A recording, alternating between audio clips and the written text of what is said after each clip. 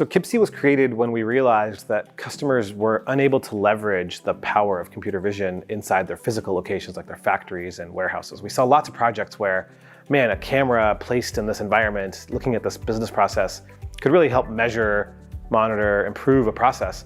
But that kind of project pre-Kibsi would be a very large kind of professional services undertaking that really wouldn't pencil out for most use cases. And so we wanted to say, look, how do we build a product that can help customers solve use cases that cost millions of dollars, but not hundreds of millions of dollars to their business, enabling them to use kind of this platform approach to make those use cases realistic to solve.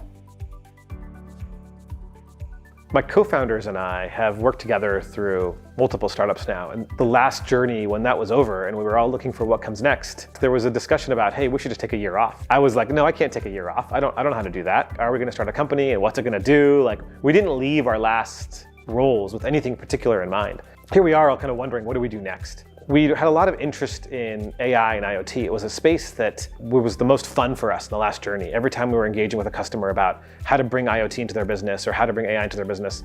But it was also the same place where the project price tags would get really outrageous, and you'd get to where customers couldn't engage because, you know, it might cost them $1 million to solve a $2 million problem, and it's not quite enough ROI. But we kept bouncing ideas around about, hey, maybe we make an IoT platform, maybe we make an AI platform.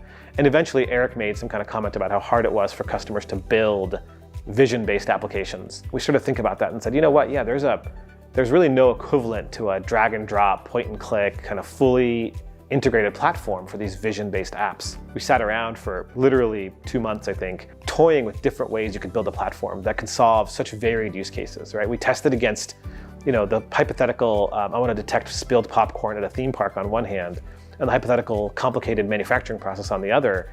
And eventually we found a kind of a model that works, and it's this data-centric model. In fact, Amir made a comment like, you know, why don't we map what we see from the camera lens into like almost a database?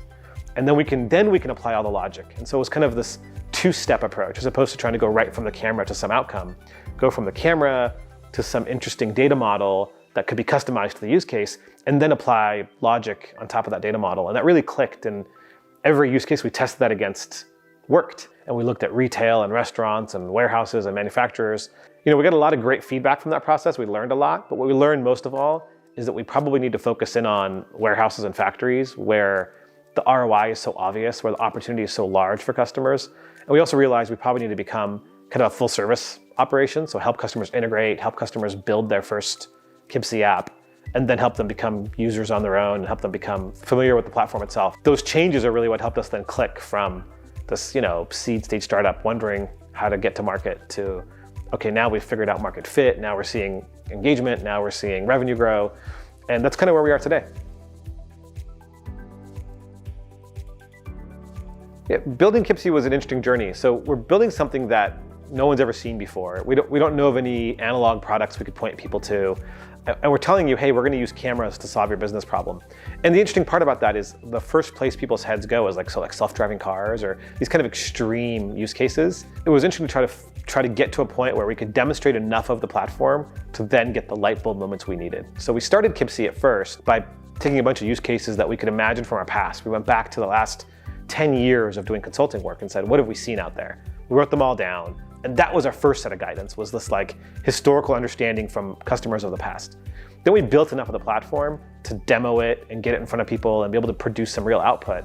And from there, we've taken a pretty customer-led journey, right? Because customers have needed to do use case on our platform that we couldn't solve, we add a new feature. So every day, we're adding some new feature, some new detector, some new capability on the vision side or on the SaaS platform because there's a customer use case that needs that. We were lucky enough to have customers that recognized the value of working with a startup, that liked that engagement style and said, hey, great, we're gonna provide you constant feedback. We're gonna tell you what we need and we're gonna be patient while you build it. That's been a great experience. When it comes to the people that you need to put together a startup and build a platform from the ground up like we did, I think there's a community of stakeholders that's relatively similar from startup to startup. And it's investors that are going to help you capitalize your business. It's employees that are probably the lifeblood of the whole thing. They're going to have to go through this journey with you and help you innovate and take all the risk of being at a startup. It's early adopter customers that are taking a similar risk, right? They're doing business with a startup that has an uncertain outcome, and they're being patient and they're waiting as you work through issues and as you build the platform. And then finally, I think there are some strategic channel partners as well. So in our case, Amazon Web Services, AWS, has been really strategic for us. They're a community of folks we know really well from our past. They helped us with getting off the ground on the platform side. They helped us with customer introductions. And so there are partnerships like that can be key unlocks. And I think you have to think about what's relevant to your startup and what's relevant to you as a founder, where do you have relationships. But don't forget, I still go back to, I think, like employees and early adopter customers are probably like the non-negotiables that you have to have.